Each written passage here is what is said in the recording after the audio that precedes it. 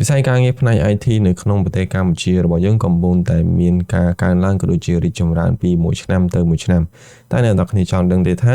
តែនៅក្នុងពេលបច្ចុប្បន្ននេះនៅក្នុងប្រទេសកម្ពុជារបស់យើងកំពុងតែបើកចំហក៏ដូចជាពេញនិយមទៅលើតួនាទីណាខ្លះនៅក្នុងជំនាញ IT ដោយសារតែ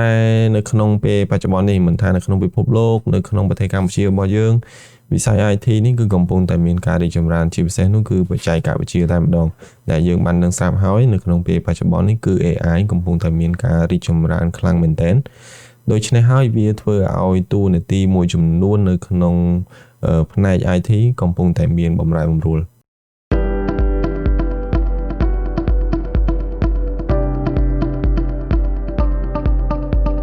ជំរាបសួរក៏ដូចជាសួស្តីទៅកាន់អ្នកទាំងអស់គ្នាដូច្នេះនៅក្នុងវីដេអូនេះយើងនឹងមកស្វែងយល់ថាតើនៅក្នុងប្រទេសកម្ពុជារបស់យើងនៅក្នុងពេលបច្ចុប្បន្នកំពុងតែមានតម្រូវការឬក៏បើកជំហរនៅផ្នែកណាខ្លះនៅក្នុងជំនាញ IT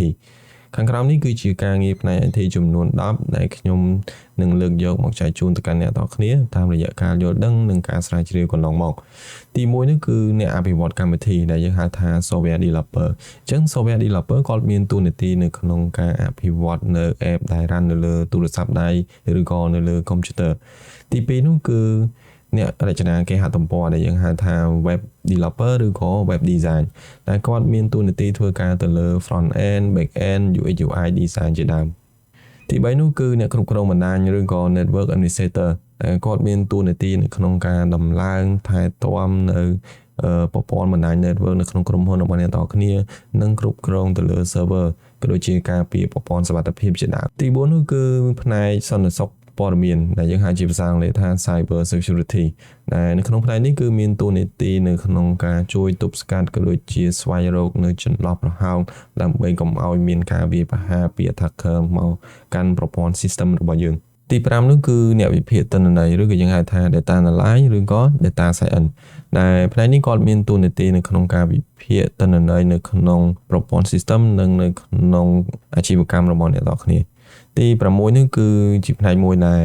ផ្នែក network គឺអត់អាចខ្វះបានទេគឺជាជំនាញមួយដែលយើងហៅថា IT support ឬក៏អ្នកថែទាំអញ្ចឹង IT support គាត់មានតួនាទីនៅក្នុងការថែទាំ maintenance ដំឡើងហើយនឹងដោះស្រាយបញ្ហានៅក្នុងប្រព័ន្ធបណ្ដាញ network ក៏ដូចជា PC hardware ហើយនិង softwareទី7នោះគឺអ្នកគ្រប់គ្រងប្រព័ន្ធដែលយើងហៅថា system administrator អញ្ចឹង system administrator វាគឺជា position មួយដែលនឹង upgrade ចេញពី network មកអញ្ចឹងគាត់មានតួនាទីនៅក្នុងការគ្រប់គ្រងទៅលើប្រព័ន្ធ system application ទី8នោះគឺ cloud administrator នៅក្នុងផ្នែកនេះគាត់មានតួនាទីនៅក្នុងការត្រួតពិនិត្យក៏ដូចជាតាមដាននៅប្រព័ន្ធសុវត្ថិភាពនិងគ្រប់គ្រងទៅលើ cloud server របស់ក្រុមហ៊ុនដើម្បីកុំឲ្យមានការវាយប្រហារពីខាងក្រៅទី9នោះគឺអ្នកអភិវឌ្ឍកម្មវិធីទូរស័ព្ទដៃដែលយើងអាចហៅថា mobile app developer អញ្ចឹងចំពោះផ្នែកមួយនេះគឺគាត់មានតួនាទីនៅក្នុងការអភិវឌ្ឍនៅកម្មវិធីឬក៏ app សម្រាប់ទូរស័ព្ទដៃដែលទៅលើ iOS ឬក៏ Android ទី10នោះគឺជាជំនាញដែលកំពុងតែមានពេញនិយមខ្លាំងនៅក្នុងពេលបច្ចុប្បន្នគឺ AI development and engineering អញ្ចឹងផ្នែកនេះគាត់មានតួនាទីនៅក្នុងការអភិវឌ្ឍថែទាំនៅ AI ដើម្បីបម្រើទៅតាមតម្រូវការនៅក្នុងអាជីវកម្មរបស់ក្រុមហ៊ុនឬក៏ស្ថាប័ននីមួយៗដូច្នេះយើងបានដឹងរួចមកហើយថាការងារនៅក្នុងផ្នែក IT មិនថានៅក្នុងប្រទេសកម្ពុជាយើងឬក៏នៅក្នុងពិភពលោកគឺកំពុងតែមានការបម្រែបម្រួលដោយវា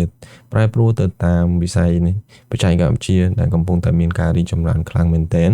តែអ្នកនរគ្នាយល់បែបណាដែរបន្ទាប់ពីបានទស្សនានៅវីដេអូនេះពីដើមរហូតដល់ចប់ហើយក៏សូមអភ័យទោសរាល់កំហុសខុសឆ្គងនៅក្នុងវីដេអូនេះ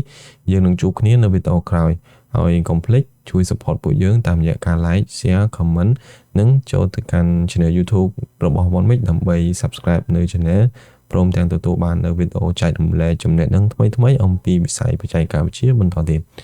សូមអរគុណសម្រាប់ការតាមដានទស្សនាយើងនឹងជួបគ្នានៅវីដេអូបន្តទៀត